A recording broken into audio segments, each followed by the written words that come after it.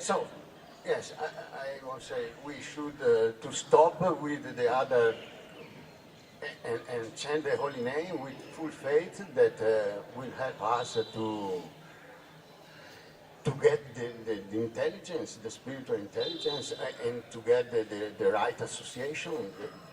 But what about everything will come? What about the devotees who are chanting for so many long years, right? Because, as you said, if the hearing is not proper, yeah, there's no result. Right. So, so Prabhupada says, try to chant, but give up the offenses. Yes, yes. Right. And as you said a few days ago, following that offenses that is do not to be distracted in the chanting. If you follow that, you are following the other 9 too, no? He says if you don't be inattentive while you're chanting, then you're automatically following all the other, not breaking the other offenses. So you're saying that we have the solution is the chanting. Yes. But Mahaprabhu says, unless Tranadapi Shanichena Turo Ivas Sahishtana Amanina Manadena Kyataniya Sadahari. Of course, that is. So just little qualification, right? Mahaprabhu says, in order to chant properly and to chant constantly, you have to be like more humble than the blade of grass lying on the street. You have to be more tolerant than the tree. And you have to be respectful to everybody and not demand any respect from yourself. Then you can chant properly and constantly. Now my question is, we say that for many years, this verse, right? So how are we alone going to manifest Vaishnav qualities of humility, tolerance, and not demanding any respect if we have false ego?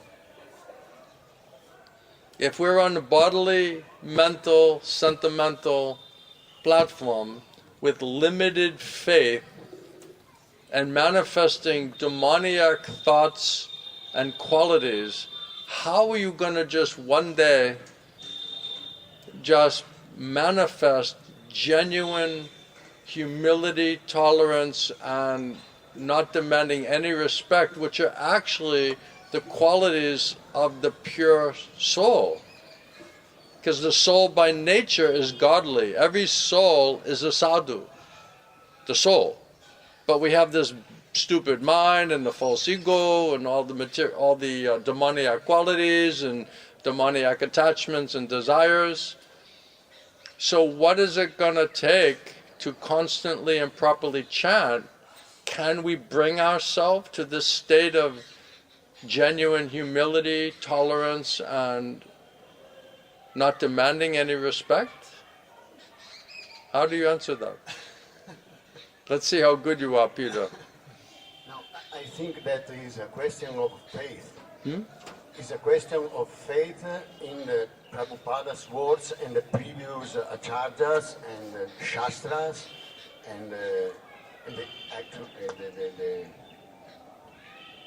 If you're sincere and you have faith, okay, I agree with you. If you're sincere and you have faith, then Krishna will reward you. And his reward is he will send you a bona fide spiritual master. That is, Prabhupada says, Krishna's first installment of mercy for that sincere soul who is crying to the Lord that you sincerely, seriously want to surrender and serve Krishna. Krishna will reward you by sending you bona fide guru. And under that guidance, then we'll be able to purify the false ego and the pride and the arrogance and all of this demoniac thoughts and qualities, so that the more pure we become, then automatically these more saintly, godly qualities will come out, will be more manifested. Then we can properly chant. That's why without Shravanam, from Krishna through the Guru to the Shastra, without proper hearing, there's not sufficient purification of the consciousness, there's not sufficient faith, because we can't hear Krishna properly. So if we get purified, the more Krishna reveals himself, the more faith and intelligence we can get in understanding about how to chant Hare Krishna Mahamantra. Yeah. Someone has really to, as you said yesterday, to be greedy. To be what? You have to be greedy. Greedy, Yeah. yes. You have to be greedy to go out from this situation, painful situation. To solve the problem. To realize that we are living in a painful situation. I can't tolerate anymore. Exactly. Yes. But the problem is, Maya has everyone so nicely covered over. Because the potency of Maya, Prabhupada says that two potencies. One is she covers you over so nicely and makes you think you're fine and even happy. And then the second potency is she just drags you away from pure bhakti. So she has a covering potency and a dragging potency. So hardly anybody is interested, Prabhupada said, because Maya is so heavily covering them and bewildering them and making them think they don't have a problem. They are already happy, more or less, right? And then she's just dragging you. I know Krishna says like this and Prabhupada says like this, but you don't have to do that. That's not required for you, right? So all of Maya is like less and less satsanga, less and less proper hearing and chanting, less and less spiritual medicine, and then once again, then we become contaminated by asatsanga, consciousness gets covered over again, then we lose our determination, faith and strength, determination to execute devotional service, and then we're once again put in a weakened condition because of our being prone to asatsanga and prone to material sound vibration and material topics, and then instead of purifying the consciousness, we're contaminating the consciousness. Instead of elevating the consciousness, where you're intelligent and saying, I'm suffering and I want to get out of the suffering, so let me take to that solution. Instead, because of low consciousness, we don't even perceive our suffering. So if you don't perceive your suffering condition, and you're all right, and you feel yourself nicely situated, there's no question of being greedy for a spiritual solution. Yeah. Did I say all right? I did all right? You must have been praying for me. So you realize, by what he's saying, he realized, I don't want to suffer like this anymore. This is intolerable. Just like Arjuna, this is intolerable situation. That means his consciousness and intelligence is elevated enough for him to understand honestly and objectively what is the suffering that comes under Maya's heavy lashes. And then Prabhupada said, then if you're really intelligent, not only will you realize that, but you'll look for a legitimate, practical solution. That is Krishna consciousness. Then you'll take serious the process of Krishna consciousness. I think I have not any merit. I think that I have not any merit. No merit? Yes, no merit. Is No what? the grace of the Lord that He says, I don't really deserve it, but it's by the grace of the Lord. Just take it, man, you know? Just go for it. You know, if you're getting causeless mercy, you know, it's foolish to say, well, I don't really deserve it, you know? It's like you're in a deep dark well drowning, and then someone somehow just puts down a rope, and then you're just like, you know, I don't really deserve to grab that rope, you know. I'm so fallen, you know, I don't deserve it. Okay, die then. Die. Right? You just grab it, you know. Just grab it and say, okay, somehow some causeless mercy came to me. I'm going to just be greedy and desperate enough to just grab it. I don't know where I'm going, but I know where I don't want to be. That I figured out. It can't be any worse, right? It's got to be better than where I was. Okay, I don't even care where I go. If you can just get me out of that situation, it's all positive. It's all positive integers after that.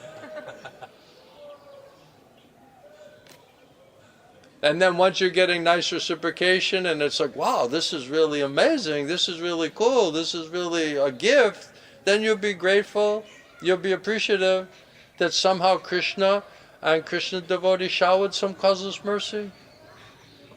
Somehow. It would be humbling. It's not we did anything.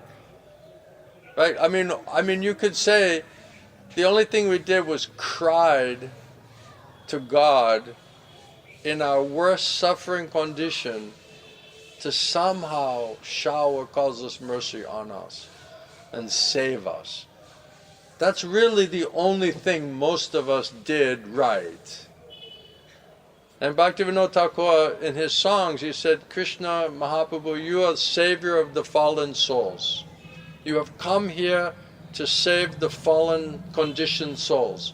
Well, I am one of those fallen, conditioned souls. So I'm playing my part. I'm playing my part. Okay, I accept. I'm one of those. Now, I'm just begging mercy that you decide to pick me up. But my Gurudev used to say, but if you're proud and you think you're already nicely situated, you will not be able to cry for mercy. Because Prabhupada said, you don't think you have a problem. If you don't think you have a problem, why will you be eager and greedy to hear a solution? That's why all the preachers, what they're doing is, they're first getting us to realize how much trouble we're actually in. Because you can't give the solution to people who don't think they need a solution. So they're all describing what is material world, what does it mean to suffer because we're not surrendering to Krishna, right? So they're painting the reality of our situation until we get purified enough and intelligent enough to realize, wait a second, that's me. That's how I'm feeling. That's how disturbed I am. That's how much I'm suffering. That's how much I'm disappointed. That's how much my heart has been broken in the material world. That's how many times I've been cheated by Maya. Now I gotta get out of this situation. This is unacceptable. Then we'll be like all ears. Okay, please, tell me. Right? We're Maya covering us over, big, nice, thick rug of false ego. Not even a sheet or a blanket, like a rug, tamagun. And she, yeah, we're fine. We're fine. I'm happy. Could be worse. I solved some of my other major problems. Now I'm nicely situated. Right? So if you already solved all your major problems and you feel nicely situated, where is your eagerness and greediness to know the absolute truth?